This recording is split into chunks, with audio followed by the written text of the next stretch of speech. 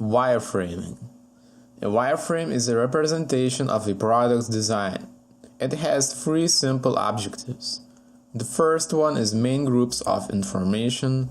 The second one is layout and/or structure of information. And the third one is core visualization and descriptions of user interface interactions. So wireframes, if properly created, serve as the backbone of the product.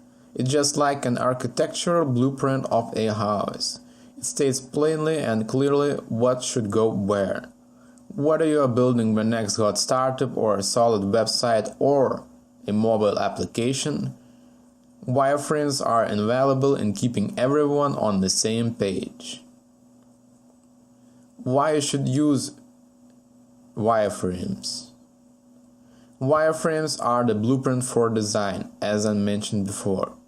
There is nothing better for gathering feedback early on than a solid wireframe. Why, you may ask? Well, because people can focus more on function, how the app is going to work, and how the layout is going to look like. Designers create wireframes because they save time for them. And how they save the time for them? Well, it's almost the same as with the sketches. You just can't go straight to the Photoshop and start designing high-fidelity design without any bones. You have to have better understanding about your app's layout before you dive into high-fidelity design. Do you need to have a drawing skills? Absolutely not.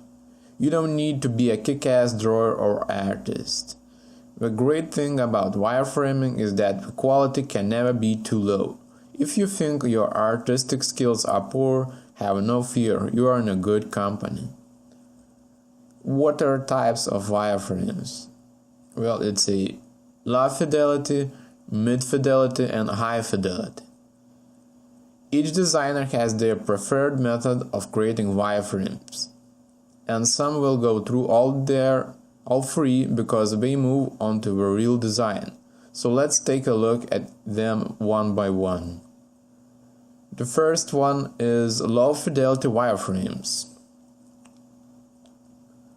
The main point of low fidelity wireframes are to get as many ideas down as possible and as quick as possible. Take a look at how low fidelity wireframes look like right here. You will notice that this type of wireframes has rough and sketchy design. They are done in minutes and they are very simple, very similar to sketches. Mid-fidelity wireframes. The mid-fidelity wireframe is the next logical step in the process.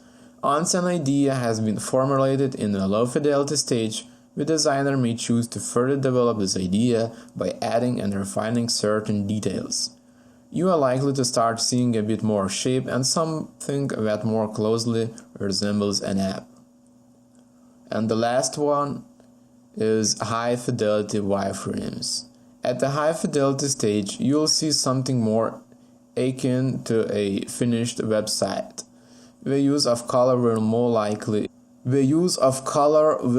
than likely form a part of the upgraded wireframe, and you may also see real text and images. It's a near-finished version of your website or app minus the fine details. Alright, so we talked about all the types of wireframes, what are wireframes and why we should use them, but what tools we need to create wireframes?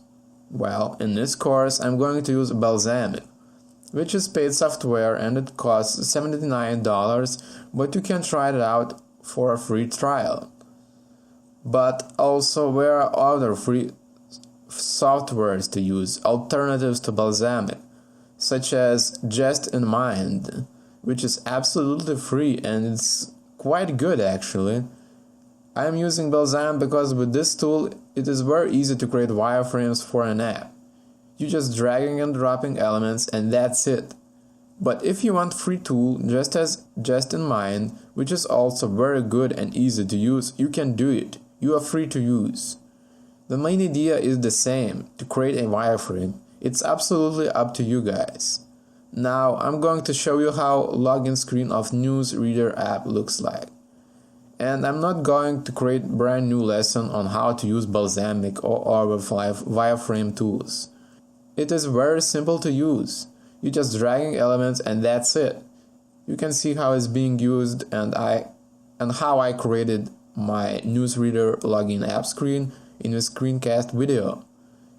And as you can see, I'm just placing different elements on iPhone screen. No signs have been found. I've created this login screen in like 3 minutes or so.